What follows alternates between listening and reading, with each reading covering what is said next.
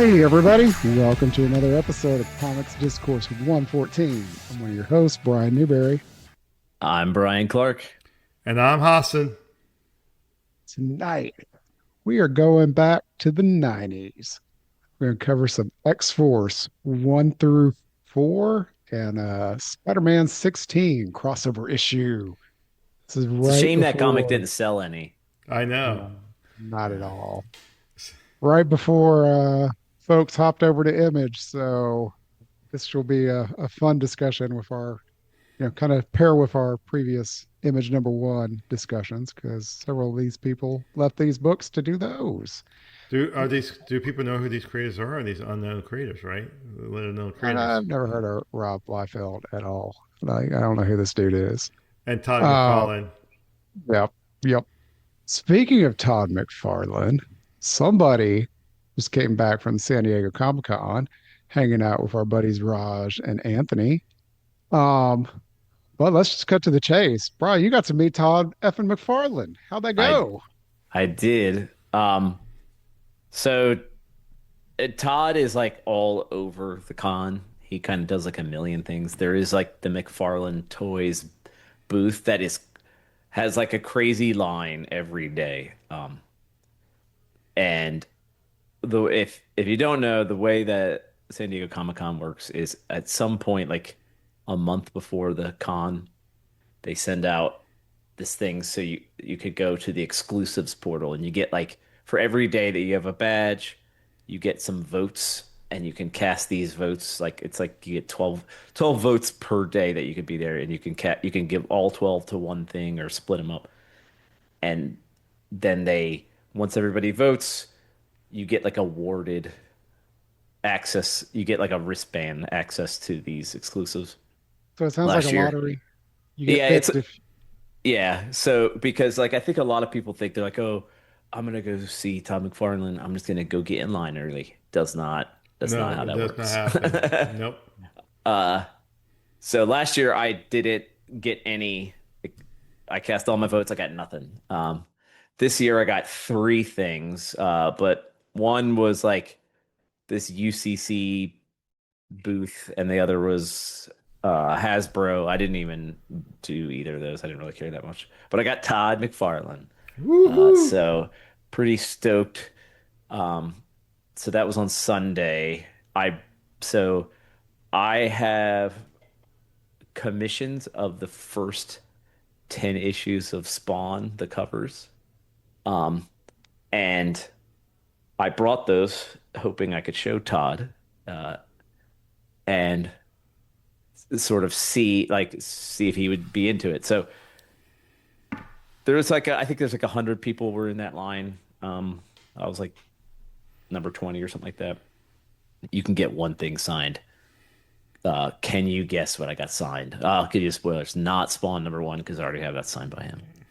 all 10 of your commissions. Nope. I got him to sign Oh, no, no, no. Go ahead. The Spawn number Cerberus, eight. number eight. Yeah, I got him to sign Spawn 8. I almost got him to sign Spawn 10, but I was like, it's more about Cerberus than Spawn. I almost got him to sign that 9 with Angela, but 8's 8's kind of his classic because it's funny on the cover it says uh McFarlane after me because it's his Spider-Man 1 cover also. Everybody in line had Spider-Man 1 or Spawn 1. A lot or I saw some people with like his Hulk covers. I almost got Spider-Man 16 signed by him because I bought that issue while we were there. But Oh, um so like I get up there and I'm like telling him about how like I remember buying Spawn 1. He's super nice. And I have my portfolio and then I was like, "Oh, hey, I was just gonna show you this real quick." And he's like clears the table and he's like, "Give me that." And he like takes the portfolio and he's just like looking at every commission and is like so into it. And then like he sees like the Spawn 10 cover I have of Cerberus and I'm like, "Oh, Steve Olaf actually colored this too." And he thought that was like the coolest thing ever. So that was a pretty awesome experience. You're not allowed to take pictures. Uh, oh, the Todd father, you could take pictures of like you see him, but I think it's just they don't want the line getting junked up. mhm. But very cool experience for sure. Um, Awesome. and speaking of X-Force One, I did see about 6,000 copies of X-Force One at San Diego Comic-Con. They had the trading cards. Every single one was sealed.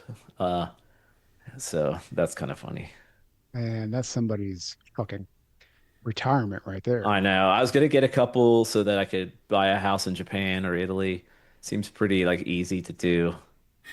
I mean, they got It those is, dollar houses in Italy. You probably need about five of those X-Force ones to trade yeah.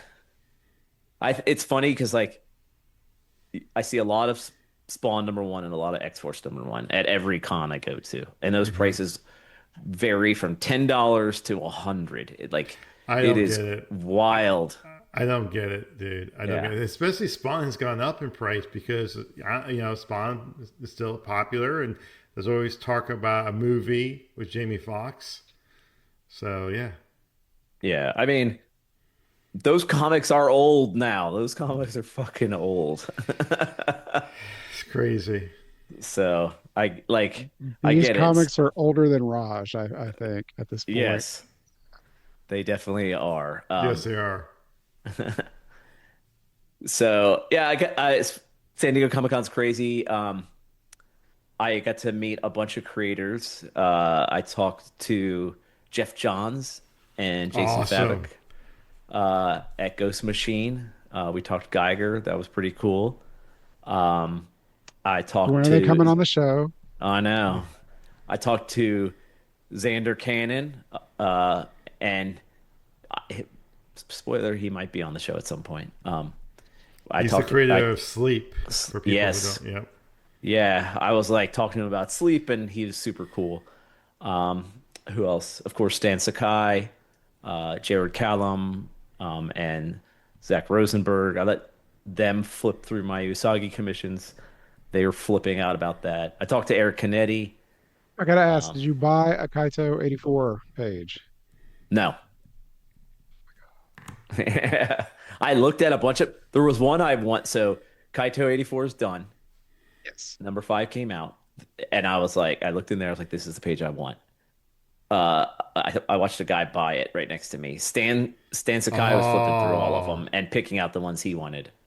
Um, but there was a bunch. I took bunch of pictures of them. And I'm gonna reach out to Jared uh to So I was do like, you were that. standing at the table. I saw the pictures. I was like, okay, I'm just waiting to see Bryan post his page. Never did. I was like, he had to have Didn't bought happen. one. I spent a decent amount of money on a piece of art that is being mailed to me. So and that's a surprise. Um, and you can never guess what it is. But it's going to Snoopy be cool. doing something. Huh? Snoopy doing something. It's not Snoopy. okay. You could guess the subject, but you can't guess the artist. Oh well, Uh, shit. Yeah, Yeah. What that ain't about happening for me either. I'm the wrong one the to guess on Predator? that. it is not the Predator. Hmm. Um, let's see who else did I talk to and got pictures with. Um, because I met a whole John Tyler Christopher. He does like these negative covers, and he does these like really cool um this Batman variant that's like it's like a optical illusion. I saw that all over San Diego Comic Con, and he was there. So that was pretty cool. I gotta refresh my brain. Um, the I thought it was cool. DC. I did go to DC booth a lot. If you were an Ultra member, they just gave you this bag of swag, which was pretty awesome. I gotta say the DC booth is fun, and they're really into comics. They gave everybody for free this like reprint of the first issue of Mad, which I thought was really fun. Oh, that's awesome. Yeah, Marvel booth is all about movies, and right now the Wolverine PlayStation game. So that booth is always I mean, super Midnight jam wasn't packed. all over the booth because it's going to save Marvel Comics in October. No, they got Ghost Rider the movie coming out. Oh yeah. They'll be good with that. So yeah, I didn't go to any panels. Um, Standing in lines for panels was just not in my cards this time. It's getting into some of these panels for horror too because there's so many people at the Yeah, con. like the DC panels, they're not in like a massive room. I mean, it's big, but it's not like Hall H big. And if you're not aware, also like the Hall H to get into the big panels that you see on Hmm. the news, you have to wait in line for I think Most of 30 the day. hours. Yeah. Yeah. You have to spend the night there for sure. And there was an issue where I think they gave out too many wristbands, so they had to remove people. Like Yes. you stay up all night to get the wristband, then you get in line again, and then what happens? They gave more wristbands than they have space, so they turn people away after all that time. Yeah. Yeah, so zero desire to do that. You Hmm. basically miss an entire day so you can stand in line. Hard pass on that. I don't need to do that. Other interesting thing, Ignition talked to friend of the show, Dave Wheelgloss, Hmm. in person. Woo! How was he? He was so nice. Met his brother. He was there. Ignition was crazy because they had a very small booth in the con, but then they had this massive thing outside of the con where all of the creators were there. And if you went upstairs, they had a coffee bar, and then at night it became a cocktail bar. And it was just like mini booth. It was like their own mini con over there. So Yeah, I heard good things about it. yeah, it was very cool. I think they were doing a good job of getting a lot of hype there. I've read a lot of Ignition books since then. I think I think they're doing the right things, so they're very fun to check out. Yeah, Um, I think I have read at least one issue of every series that they've got out or put out so the far. shocking things is like Boom was the 90% something is killing the children booth. Like that's all it was. Like nonstop that. So I mean I get it, that book is cool, but it's kind of But wild. That's kind of all they got. that's all they got now. They really are. Yeah. And it's kind of IDW. Yeah. flown under the radar of late too. It's not like it's a big buzz book anymore. Yeah, they got James Tinian got to unveil the Erica Slaughter Funko Pop, so they've reached Funko Pop status, as well as Ghost Machine with Geiger. So, um, IDW obviously like they've got Turtles and they got My Little Pony, which are pretty big, but right in the main center of everything is Beneath the Trees. That seems to be their focus. I saw They that what's it yeah, stuffed animal toy. plush duck that's all Yeah, Ah, dismembered. ah, ah. And they had an artist edition of Beneath the Trees, which is crazy. Yep. They had a shirt for it. Like they're going all in on that, which is wild. Um, but yeah, I mean, like if you've never been to San Diego, like it looks crazy online. It doesn't feel that crazy in person to me. Like the wild thing is you can go to a lot of the creators very easily. It's not that like I got a picture with Jeff Johns. Like I waited in no line. Like it's it like you can wait in the big lines for exclusives, but most people, I don't know. There's not that much that I would want. And as long as you dodge Funko, you're pretty okay. So what Amanda get? Amanda did get something. She got this really cool Jurassic Park poster that's like it's hard to describe. She loves Jurassic Park, so and she really wanted to get this pink Godzilla from the Mondo booth. That was super awesome. And when we went back, it was sold out. So I was like, Mondo's "Yep, a if you're gonna start trying to get collectible stuff, you got to jump on it right away." yep. Mondo's always a bitch to get stuff from, like online or Yeah, at their booth is shows. so cool though. They're doing really really fun stuff.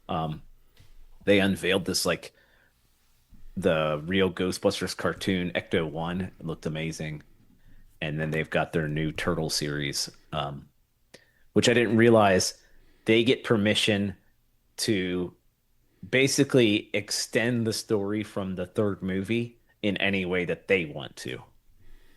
So their turtle line that's out six scale is like their story. And NECA is no longer doing turtles anymore, which is wild because they have like a billion turtle figures. Yeah. Well, you going back next year? We'll find out October 17th when tickets go back on sale. The But plan is yes.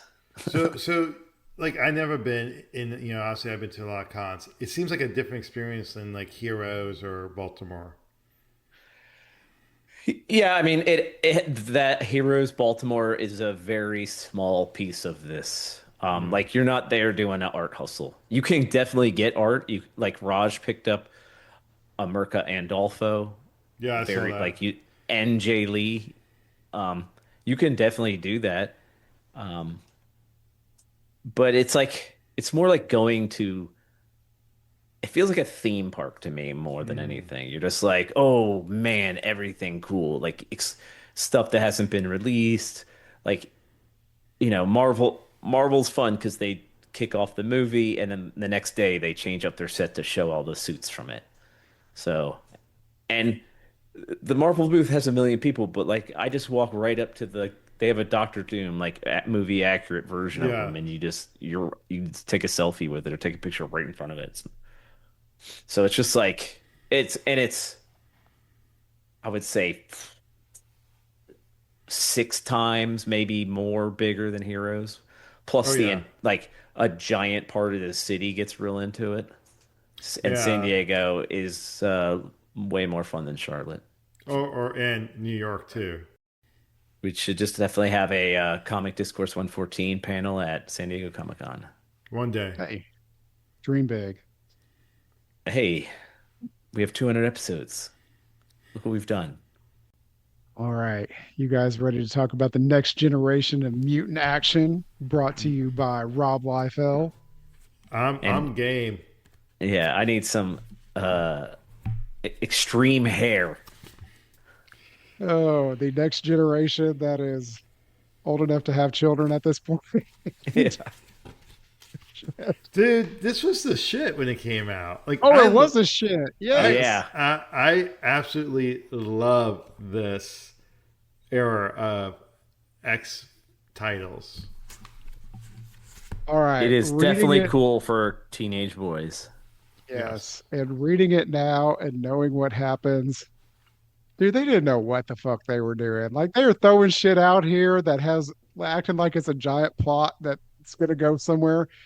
Shit don't go anywhere. They're making it up every month, trying to make shit fit. And then when he leaves, the shit really doesn't fit. And now But to be tacky, 30 years later, he gets mad at what people had did with his characters because he left to go make money at but Image. but isn't that the X-Men status Uh, quo in the 90s, especially in the yeah. 90s? Well, Claremont Once, did that. He came up with so many plots that he never get back to. And yeah, but then Claremont it's a better was a writer. yes. Yeah. And anyway, we will get to some of these, and y'all know I'm gonna off track a few times. But yes, the hair. Oh my God. They all have the same base hair, and it's fucking enormous. This It There was is. a And panel with Shatterstar and his ponytail for some reason is just up and flowing. he and Gideon have the same hair. Oh, Gideon. Farrell and Wild, whatever, I can't remember what his name is, from the MLF have the exact same hair. MLF. Uh, then Sam occasionally has Missing like an eye. the middle part of Farrell's hair. And yeah, it's weird. Oh, and Cable's legs, they are so disproportionate to his body. Like when he like on the second page spread where they're like jumping into action, He's got baby four legs. fucking legs. You know what I'm talking about, don't you, You mean Rob? the New Teen Titans page?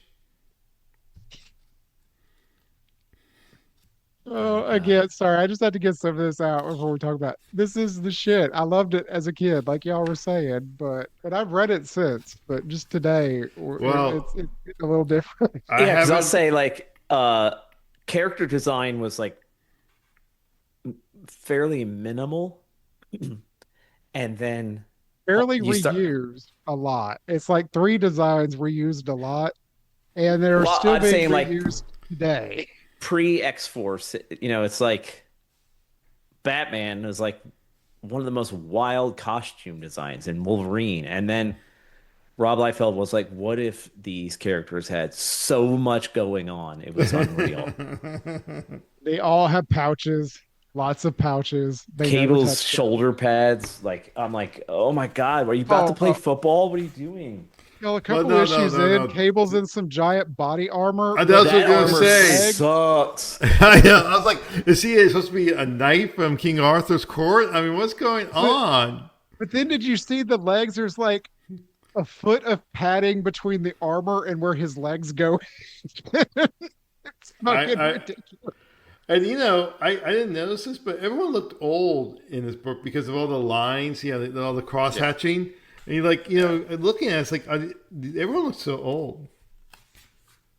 Oh, again, this art is very much of its time. It is good, but there are parts that are just like, what the fuck? Like Cable jumping and his legs just get me to no Anybody end. jumping looks Yeah. wild. Hmm. Sam looks very odd in his face. So, Brian, have you ever read the beginning of New Mutants? Like, No.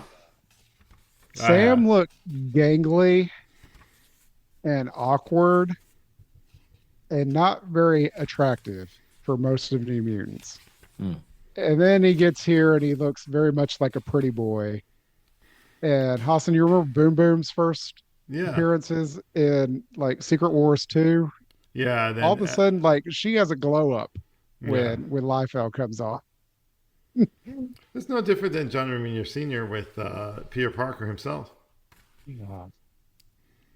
But again, this starts with, well, let's pick up. This is X Force 1. It is not the beginning of X Force though, because the end of New Mutants wrapped up and set up this team.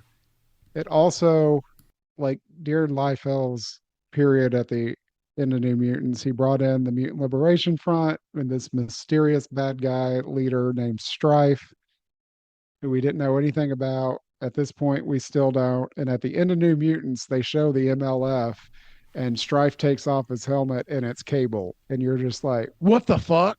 And you don't know what's happening. And then there's some New Mutants annuals that tie in to some X-Men and New Warriors. This is when the annuals were doing big crossover stories, which is pretty good. It's Kings of Pain. As this lady brings back Proteus, Weimer McTaggart's son. It's a pretty good storyline. I actually enjoy it. But that was the first time you really see X Force because Shatterstar and stuff was in there. They hook up with Siren because it ends up on Muir Island.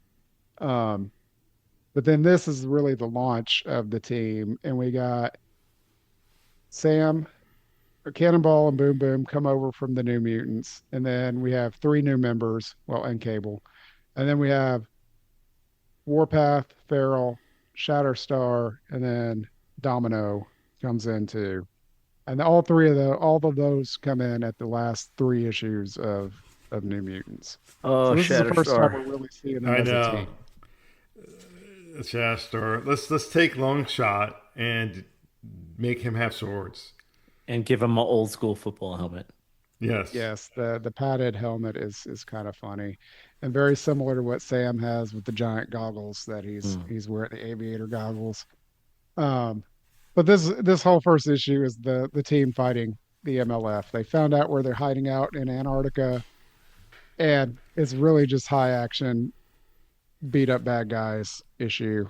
They were. There's It's really such a not that good much first substance. issue. Like I get why it sold a zillion. They did Yeah. everything right. Like the cover rules Yes. Oh, the cover's came with a amazing. card. It's just cool action nonstop. And Like I feel like everybody was obsessed. and we're making fun of the designs today, but back then it was the shit. Like, and it was Yeah, just different. and it's like all new. It's like all these different characters, and like this is looks so cool.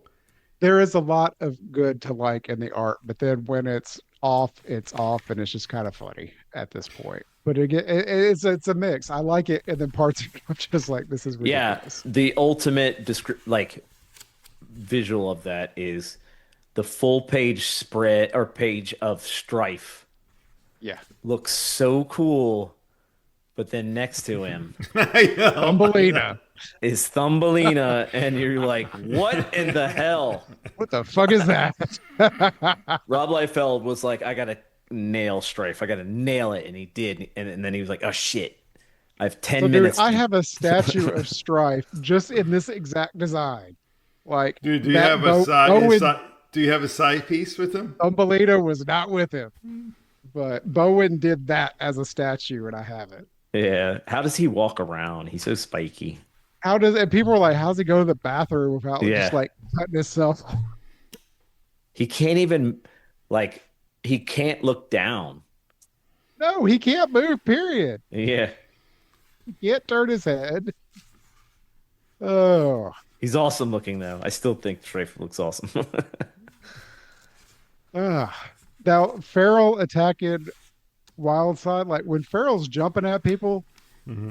she looks wicked as hell. Like Rob's Yeah, got that down. Like Yeah. she and Farrell's just a weird asshole of a character. Um, she's the Wolverine of the team. Um, And she has like she's cool looking because she has the rogue white stripes going. and yeah, but Rob draws everybody with their mouth wide open, but yelling all, constantly. it works Well, for maybe, her because she's got fangs and her mouth looks cool. Yeah, Everybody maybe else that's is like, what are you doing? Why do you have so much teeth? oh, is that where Greg Land got it from? that is not where Greg Land got it from. But you know, the one thing you didn't mention on the create, I think this works too because Rob Liefeld didn't actually do the words; he did the plot Yeah, in he. the art. I made a joke when I started, and yeah, to Hassan's point, we missed that. The very first credits box is the next generation of mutant action, brought to you by Rob Liefeld. Everything but words by Fabian Nastasia, letters by Chris something I cannot pronounce it, and then we have the color art by Brad Vacata, and then Baggy Eyes, Bob Harris, and Baggy Boss, Tom DeFalco. The, So, yeah. the reason I brought it up is you know we did an episode a few months back. Can't remember what episode number. Talk about the original Youngblood #1, and I think this works because the script, the words are much better here. This like there are some issues because it's also wordy. Barely. It's, They say the it's word relative. crud a lot. It's relative Yeah. to Youngblood. And Rob is still plotting all of Yes, this. yes. Fabian's just taking his plots and writing them for now. Hmm. Yeah, we get so many storylines dropped in this issue that kind of you think they're going to go somewhere and they don't. So the team is fighting the MLF, and then you have Shield comes after the MLF get away. Zero, the android robot from the future, teleports them out, um, and they blow up the base. I think they do. I can't remember, but Shield comes and gets there too late, but we're introduced to this new character, GW Bridge, who has some beef with Cable. They have a past, a mysterious past that we don't know anything about yet. So laying the groundwork for all of that. Then we have a reoccurring plot line from New Mutants where Sunspot got pissed and left, and his dad had died from the Upstarts competition. He was killed in that. And now Sunspot's hooking up with this weird dude named Gideon who looks Yes. I can't even with Gideon. He His he's looks plot like is so well fucking this he's a convoluted. Professor Xavier if he had like a small ponytail with The no top like knot, but I'm top knot. guessing he was supposed to be a few years older than Sunspot, but really he's centuries old, but we don't know that yet. But he kind of has a kung fu thing going Yeah. on. It's weird. Um, but he's all about corporate takeovers and business and mutants ruling through that, which is straight out of the Hellfire Club. He's really just manipulating Sunspot's going to take over Yeah, his company. yeah. We find that out 30 issues from now. Like this plot goes on for fucking ever. Um, and But then you got to go mention ahead, the Ross. greatest X-Men villain of all time is in this issue. Deadpool? No, Deadpool is who? Who are you talking Black about, Tom. Ross? Black Oh Tom. yes, Black Tom comes in at the end. We get a very much this reads weird in this day and age too. So Gideon and Sunspot go to the World Trade Center I know. towers to buy out a company for some reason. And instead of selling it, because the lady is a hostile takeover, because this is how this happens, the lady brought in Black Tom to make it where they can't buy her company. He holds them hostages for days. And Black Tom is doing this because her company has technology that can bring back his best friend, his BFF, the Juggernaut. I love the Juggernaut. I've never been a big fan of Black Tom. First of all, It's a weird mix. his outfit is just so bad, And his dude. shillelagh. Uh, and I mean, and then the way Rob Liefeld draws him, like that stupid mustache, he doesn't even have like a full beard. He has like a evil mustache. It looks like he has an evil mustache, like with those long, hairs. So, Brian, what do you think about Domino in this issue? She doesn't like nothing. I mean, I know it's not the same Domino. All right, that's where I was going. Yeah. Because I think Hassan had forgotten this and I offhand, but she's like, what you talking about? I was like, I Domino don't really don't show know. up for a while. So just to be clear, I'm gonna jump ahead. Once Rob Liefeld left this series, I was done. Like I stopped reading this So you book. didn't read For much. I actually I stopped reading the X Men when those guys left Marvel to go to do Image. I stopped reading the X Men books. I was like, okay, I'm going with them. I It's mean, number 11. Is that where she comes back? It's yeah, somewhere so 9 or 11. it's I in my know the Epic cover. collection. It's in the Epic collection. I know I the have the cover, but I can't. Oh, it is 11. Yeah, I just flipped through the omnibus and yeah, it's issue 11. Yeah, but no, Deadpool is not in issue one because he's in issue two. issue 2 He's back with with Weapon X. That's his second appearance in Marvel. it is. Yeah. And he is the merc with the mouth at this point, just not as witty, but he's more No, sarcastic and assholey. that's Joe Kelly thing does that later. Yeah, yeah. Well, Okay, you go ahead. no, you go. Weapon X is so fucking weird.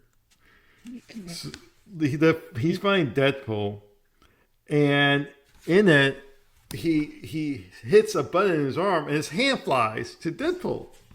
And you're like, what the hell? What kind of power is that? And I told my issue Hassan, is, and it's like, by the way, there's no way it went straight. Like the way it's drawn, it looked like a curve a bit. And I just don't know why someone would think that would be a cool power. Like, hey, let's replace his hand with a hand that could shoot. But then, well, how does he get it back? Does he have spares? I told Hassan, we joked about this morning. I was like, the Weapon X and Department H kind of ran out of ideas after Wolverine. They didn't do anymore. Oh, this guy fits into the Weapon X program very awkwardly whenever it's mentioned. I think he's dead now, if I remember right. Um, but yeah, he's trying to bust some goons from some dude named Tolliver, who actually employs Deadpool. So he and Deadpool get in a fight. They know each other from Weapon X, or at least it's alluded to. Again, we're laying down plot lines that nobody had an end game for, that don't get resolved for a long ass time. If I remember right, Deadpool gets his own limited series not long after this, and then his own series. The Tolliver stuff. he's like employed by this guy for a while. And if I remember right, Tolliver is actually Tyler, who was Cable's not son, but was like his adopted kid who is actually Genesis and gets into all this apocalypse shit. So it gets really convoluted quick. Um, then GW Bridge tries to come and recruit Kane for hunting for Cable because Shield wants him. And he's like, nah, dude. It alludes to past that they've all had together, which is really this team Cable had called the Six Pack, with Domino, these two guys, and a couple other folks. When Cable was time traveling, and GW Bridge has some beef against Cable because he kind of left him. Well, Cable was time traveling; he can't stay long. Um, What's up with Weapon X having a half shirt on too? you mean a vest, or No, it's not. It looks like it's Oh like yeah, goes. because it looks like oh he looks yeah, like he's in sexy pajamas or something. Like that panel, yeah. you're like, guy, what's going on there? We didn't want to draw clothes, so we just covered it up like he's wearing a leotard, and then we put a tiny tank top on him. Yeah, With a collar. Yeah, that outfit. All right, guy, we got it. cosplay that for Dragon Con, Brian. Okay. You just start throwing hands at people. Yeah, That'd be awesome. one creep at Dragon Con would be like, "Oh, I know who you are," and I'm like, "Go away, get away from me." You're going to try to touch me inappropriately. Leave. Yeah, don't touch me in the pockets.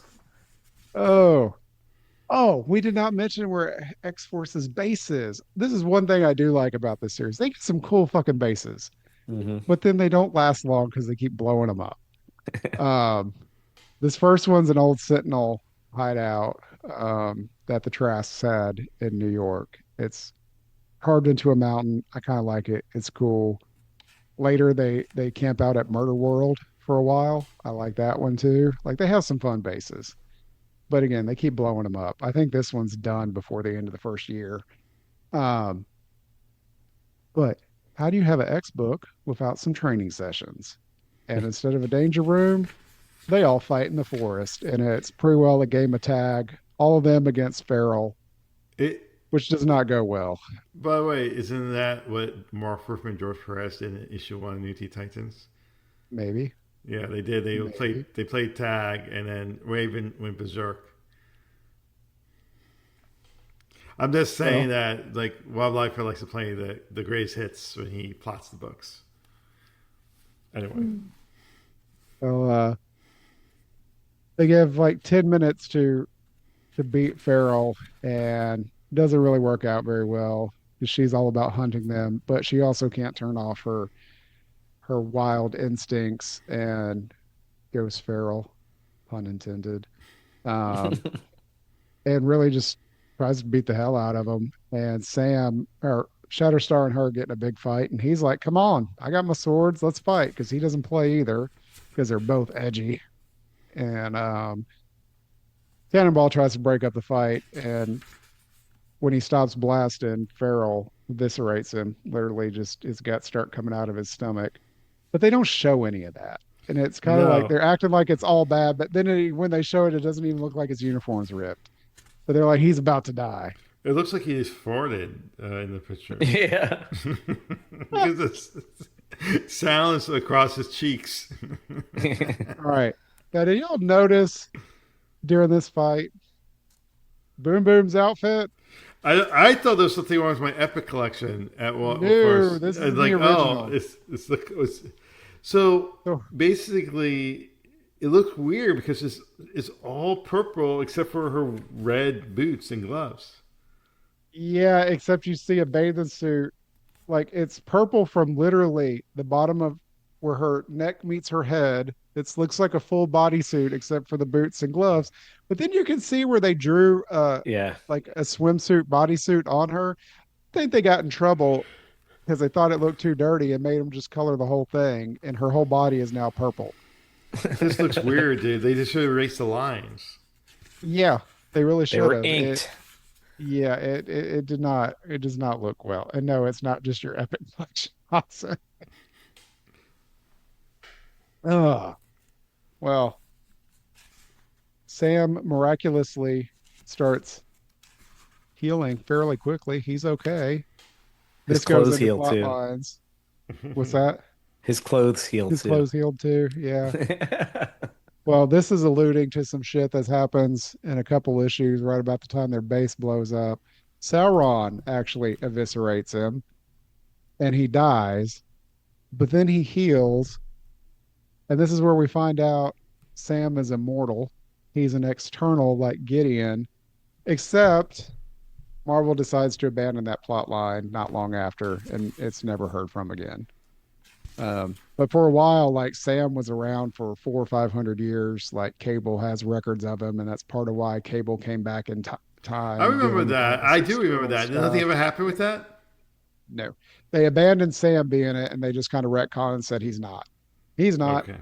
because Apocalypse is an external too, supposedly. Um, but this gets all convoluted, and again, nobody knew where these plot lines were going. Um, now, you want to talk about some good art? The last page of this. They like to do some sideways double page spreads in these issues. The Juggernaut is back. This is a badass looking Juggernaut, It y'all. is. It is. I like I it. will say, like in rereading it, I was like, hell yeah, Rob. Until we get to Todd's version. And I was like, oh, this is way better. Todd does But it's Juggernaut well. I have some yeah, issues with Todd's X Force. His Juggernaut is good. Yes. yeah. No, I agree. And I love the Juggernaut. I think the Juggernaut is one of the. I was making fun of Black Tom, but his cousin is one of the best X-Men villains and well designed Yes. too. He looks going in at issue 3, that cover. Yeah. Juggernaut looks cool. Hmm. Spider-Man, what in the That world? ass. Oh, all right. Issue 3 starts now. I'm gonna talk some good about this art too. I like how Liefeld does Siren. Yeah, she Yes. looks Yes. so good in this. I agree with you. Like Yeah. rereading this, I was like, oh, I want more Siren right now because she looks awesome in this. Yeah. Yeah. And Boom Boom doesn't quite click for me. His version of her, No. Siren does. Yes. Hmm. I agree completely with you guys. And then Siren fighting Juggernaut on top of the World Trade Center is cool. And they Hmm. have history because Siren is related to Black Tom. And do y'all know this history at all? He's her uncle. Yeah, but do you know what he did to her? I No, don't want to I don't want to know either. know. All right. No, no, no. It ain't like that. He ain't a dirty All right. uncle. So you know he's the cousin of Banshee, right? Yes. Hmm.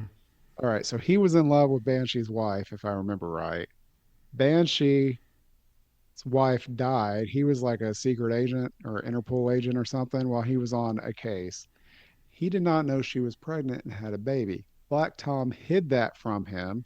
So he did not know he had a kid until she was an adult. Black Tom raised her as his own.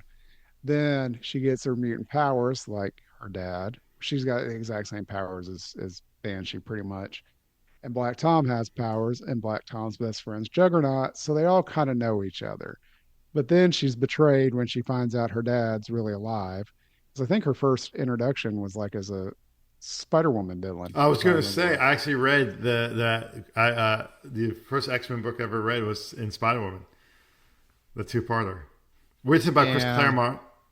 yep, because he wrote some Spider Woman for a while. Yeah.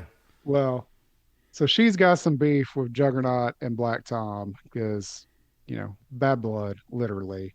But she is related to Black Tom. And when she found out that they're the ones holding these people hostage at the World Trade Center, she flies by and is going to try to take them down. And Juggernaut's like, he's like, come on, Teresa, leave us alone. And he just knocks the crap out of her out of the air off the top of the building. Um, but she manages to save herself. Black Tom comes out. He doesn't care if she's family. He shoots her and pretty well thinks he kills her. Um, but she does manage to save herself, and X-Force flies by.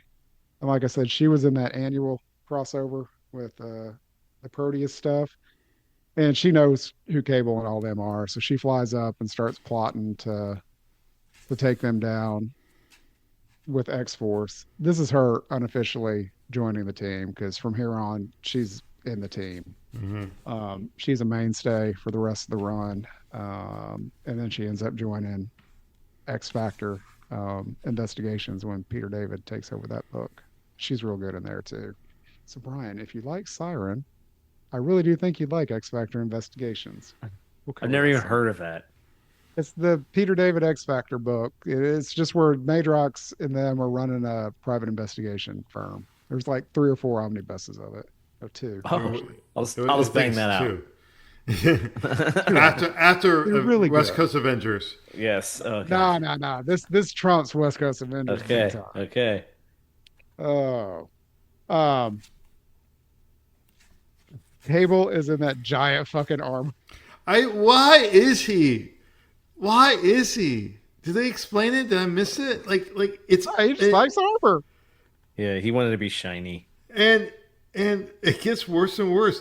No, but see, at one point there's a panel where he's pointing a gun at Black Tom, and it looks like he's half man, half horse, with how big his legs are, right? Oh yeah. Oh, the double page spread with those legs, and it looks like there's giant pillows stuffed in between his legs and the edge of the armor when they're Those jumping aren't out. pillows. What's double pace? You're not talking about when they jump out of the plane and Domino looks Yeah. like she's riding on the cloud. She's sitting. I don't Yeah, know yeah. what is this pose where she's just sitting on top of a cloud? He's got luck, Hassan. She will be fine. She can jump out of a plane with no problem. But I feel like go ahead. Except this gun Domino I was gonna doesn't. say, right after like Black Tom and Juggernaut are talking to Gideon and Robert, and then we get that like a team half splash team Yeah. thing where we see Cable in all of his shiny glory. Like the team looks pretty cool there. Like I'm pretty into that. Except for that's where Shatterstar's ponytail is actually a snake and doing its own thing. And then here comes the panel that I stared at probably the hardest after reading all of this. It is Warpath jumping into like it looks like he's jumping into a very high powered fan because everything on him is blowing and his hair is just His hair miraculous. is Like lustrous, Brian. yeah.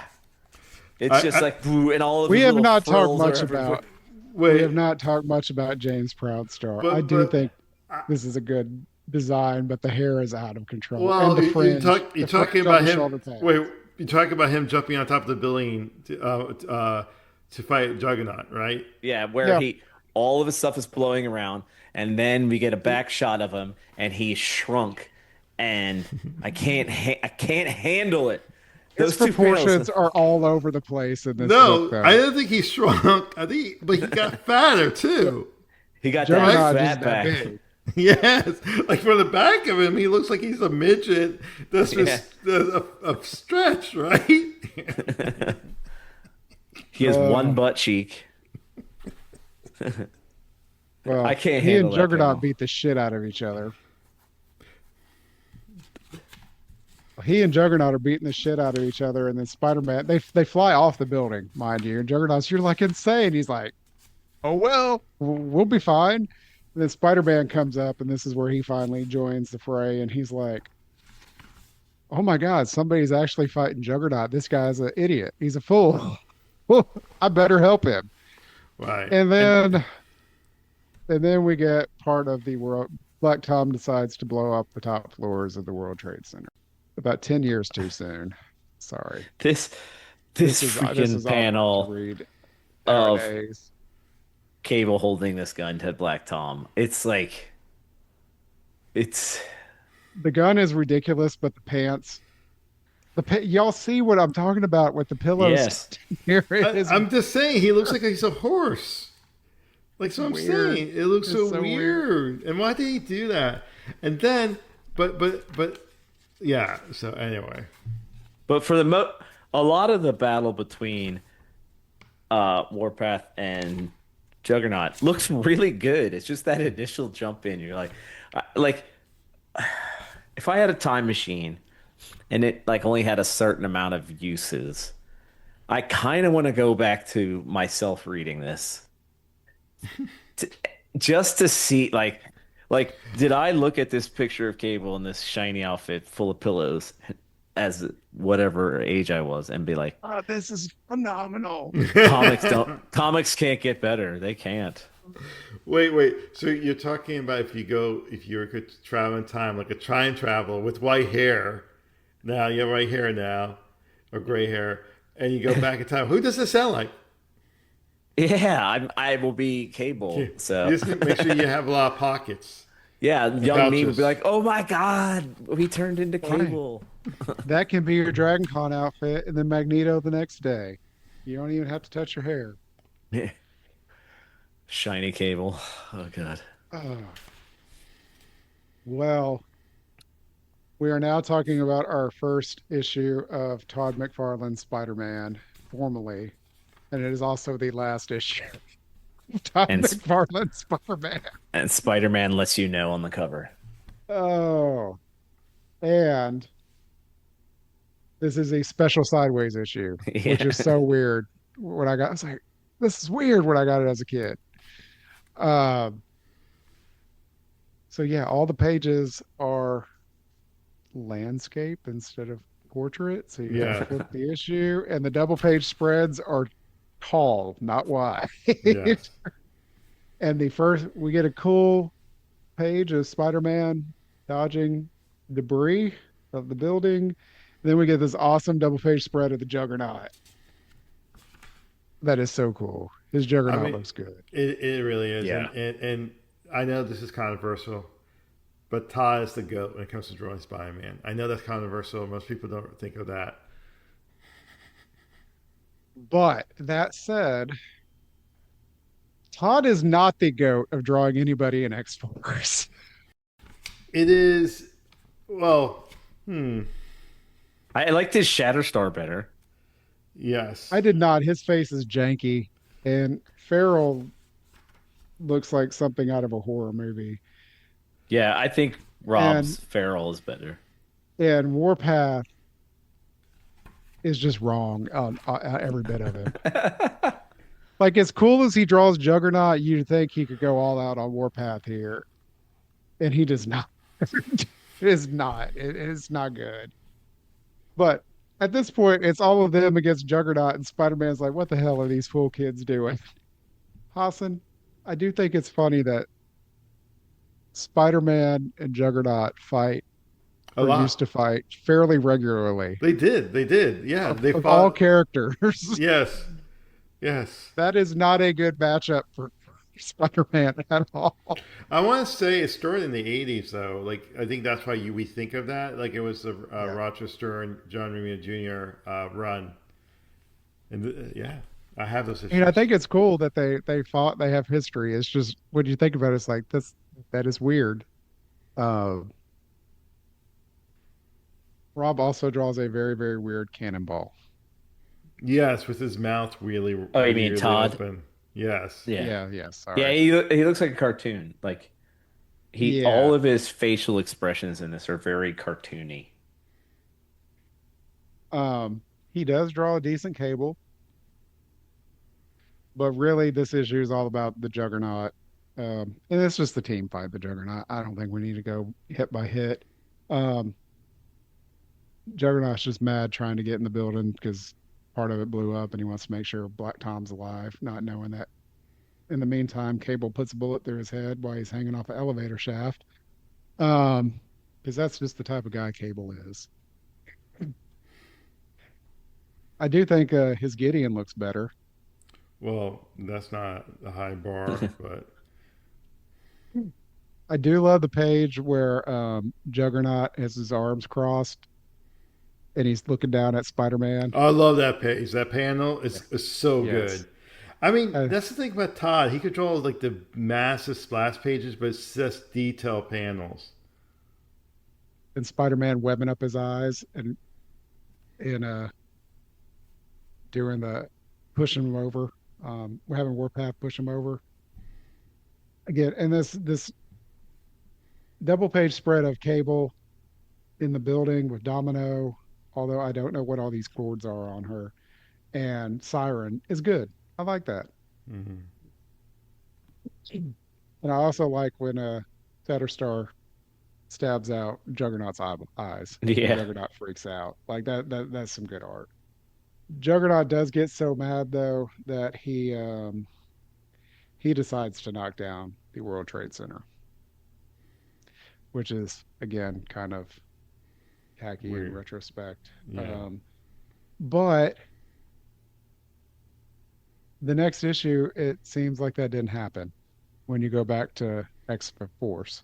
Hmm. Because they're in the building still, and that's where, and it's also a sideways issue. Um, the first page of this now, Rob drawing Spider-Man with the X-Force team, that's good. The cover is really pretty good too. It is. Um, Austin, what do you think about Rob's Spider-Man? Are you kidding? Oh, Rob Spider-Man? Yeah, not Todd's, Rob's. The eyes are weird. You had to hunt. You were very. It's it's all right to me. I like this Yeah. page. I think he does a pretty good job. Like he puts them in like way too goofy of poses, but for the most part he's pretty good. Um, Again, this is just a brawl issue. I mean, the team's still fighting Juggernaut. I do think the X-Force team looks much better here. Juggernaut's not quite as good, but still looks very, very good.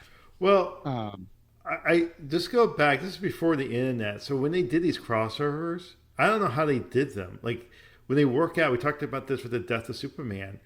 yeah, It's not like they could, hey, email me your page, see how you did it, right? yeah. It's just incredible that these things actually end up working out that they did as well as they did. Um, Besides the building, everything lines up pretty close. Well, inside Cable, like I said, executes Black Tom, or so he thinks. Well, he kind of does. He puts a bullet in his head and he falls down the elevator shaft. And then Deadpool grabs his dead body and's like, "Shh, don't make a sound. Oh, sorry, I didn't realize you can't." And then But he's wait like, a minute, I don't "Gross." understand though, because he gets shot in the head and he goes, ah, right? So he's not dead. I feel like he's dead, but yeah, to your He point, looks if he's pretty screaming. messed up when Deadpool grabs him. And I Yeah. figured he just hit the elevator, and if that probably killed him too. But Yeah, he's like, that's the thing about like comics then, like they like leave it up to you to sort of fill it in because like it's he like throws him down there and they don't all of a sudden Deadpool's holding him and you're like, what? Were you just well, waiting there? Yeah, pretty much. And Deadpool teleports him out to take him to Mr. Tolliver because he's on his hit list. The remaining issue is the team continuing to fight Juggernaut. And how do you beat Juggernaut? You take off his helmet and you throw a telepath at him. Well, guess what? They ain't got a telepath. But they do cut off his helmet. And about the time they're ready to try to take him down again, Deadpool reaches up from I don't know where on the Yes. ground. I don't get it. I don't get it. He looks like Kitty Pryde phasing up from the ground. He grabs Juggernaut, and then they teleport out. Um, but at this point, Shield shows up. GW Bridge is like, Cable, I finally got you. You coming with me? And Cable's like, peace out. Body slide by half a dozen. See ya. And then X Force gets away, and Spider Man's just like, well, I'm done here, and that's the end. I didn't know, like, back in the 90s, everyone had their own teleport device. Cable could body slide all over. He could time slide. You just don't know it yet. It's in one of his pockets. Oh, now, Ryan, what do you think of the pinup at the end of the issue. Yes, that's the best Oh, thing out of everything we looked at. yes.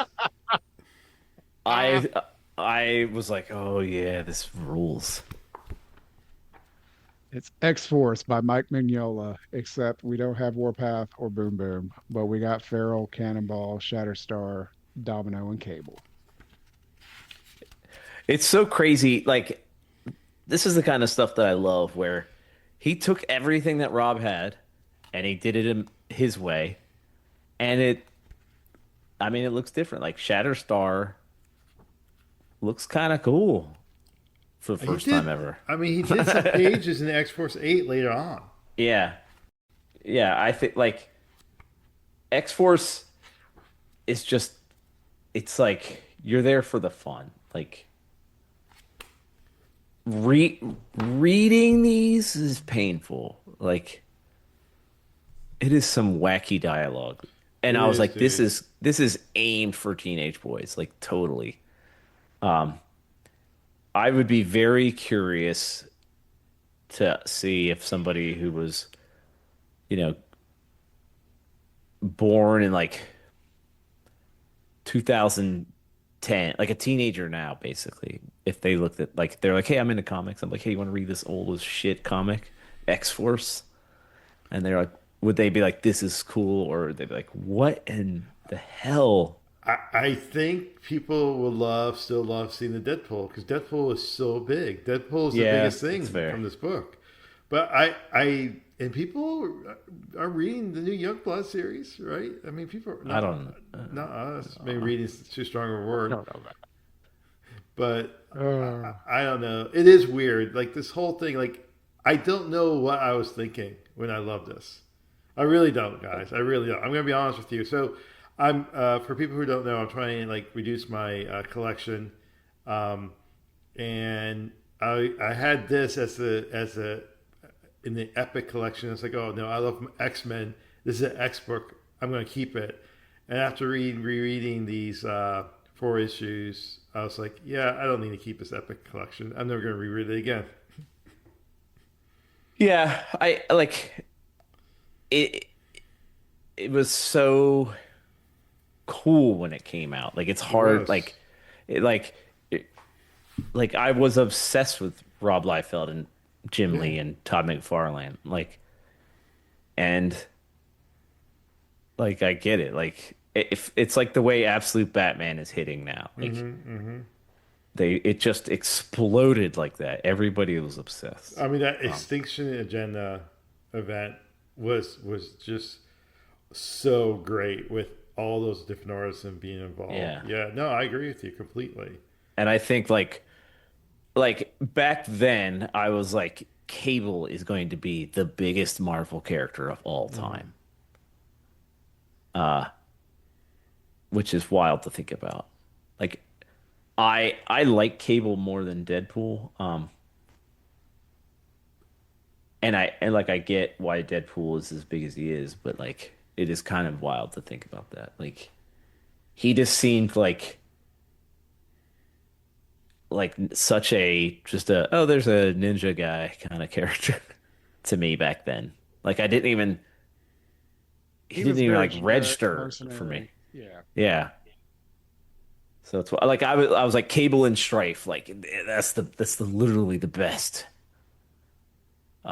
So and then like going further into it like issue 15 super cool cover and we get a killer artist Greg Capullo and you got a very classic cover with Cable and Deadpool.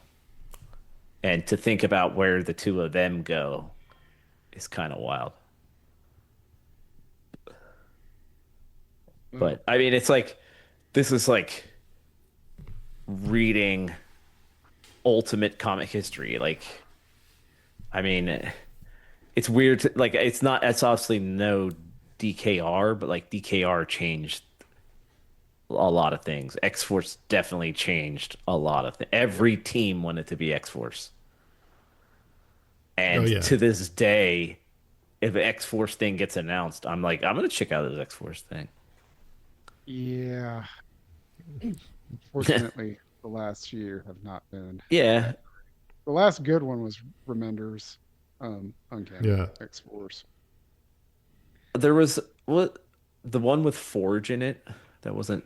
I don't know. It was probably like 10 years ago.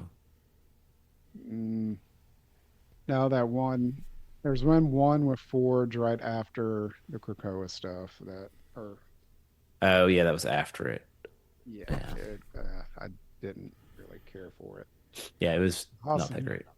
I guess I take it you're going to keep reading. Oh, me? No, Yeah. no, I'm good.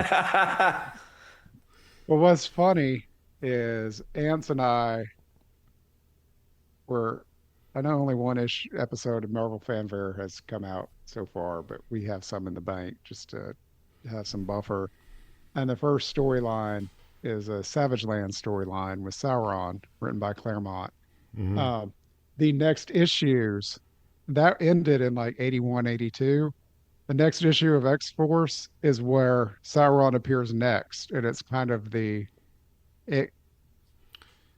It seems this is the first time he appears again, and it kind of picks up a plot line from the first issues of He Fanfare that we wasn't talked in. about. So it was He kind of wasn't. weird. He wasn't in the Rogue Magneto Savage Land storyline, Hmm. That or was all even Zaladane. or the. He was not in the Savage Land at that point. He had Wow. been cured. Um, yeah, he was. Yeah. So it's funny. We were reading this about the time Anthony and I talked about the last issue of that plot line in Fanfare. And I was like, I know where Sauron goes next. I'm almost positive. And I was like, yep, that's what happens. So, anyway, plug for that if y'all would like to listen. So, next week, we are going to cover one of my favorite underrated Justice League storylines of all time. Um, Dan Jurgens' Destiny's Hand from Justice League of America. So if you guys have not read that, pick it up and join us for a fun chat on that. All right. Um, Guys, anything Did else to you? add before Sorry. we wrap it up? Did you mention we had a special guest? I didn't on purpose because sometimes we just like to surprise folks. Oh. Oh, so I shouldn't say we have a special guest. There may or may not be a special guest while Bryan is on hiatus. So, Which is uh, odd. Anyway, go yeah, ahead. yeah, yeah. It's fine. Where am I Um, going? Going Back in back in time. time. I'm Just going back in time. Hasa's gonna be trying to edit this shit together at the end. It's like none of this works, man. no, I just think of us being a Rob Liefeld podcast. That's what happened. So none of it's supposed to make sense. Oh, on that note, anything to add before we wrap this up, guys? I mean, just check us out on all the social media platforms, including TikTok and YouTube. Comics Discourse 114 is our handle. If you want to write us a note about how wrong we are about these stories and how great they are, you can send us an email at comicsdiscourse114 at gmail.com. Obviously, I'm Jossie. They were fun to read. They were fun to read. I just don't think I'm going to continue. And of course, leave us a 5-star review wherever you listen to podcasts. All right, folks. Thanks for listening, and we will catch you next week. See ya.